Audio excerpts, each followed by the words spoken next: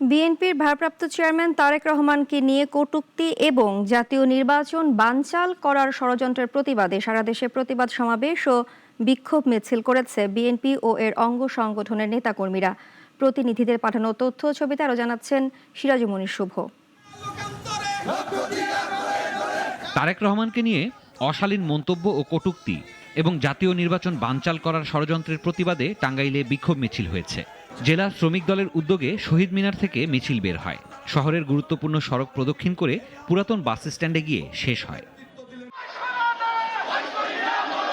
সরকারের নির্লিপ্ততায় সারা দেশে আইনশৃঙ্খলা পরিস্থিতির অবনতি প্রতিবাদে ময়মনসিংহে শ্রমিক দলের বিক্ষোভ মিছিল হয়েছে। কটূক্তির প্রতিবাদে ভালুকায় বিক্ষোভ মিছিল ও সমাবেশ হয়েছে।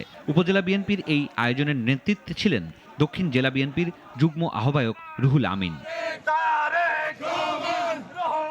ষড়যন্ত্রের প্রতিবাদে ভোলায় বিক্ষোভ মিছিল করেছে শ্রমিক দল। জিয়াউর রহমানের ছবি অবমাননার প্রতিবাদে বিক্ষোভ মিছিল ও সমাবেশ হয়েছে রংপুরে। তারেক রহমানকে নিয়ে কটূক্তির প্রতিবাদে কুড়িগ্রামেও শ্রমিকদের বিক্ষোভ মিছিল হয়েছে।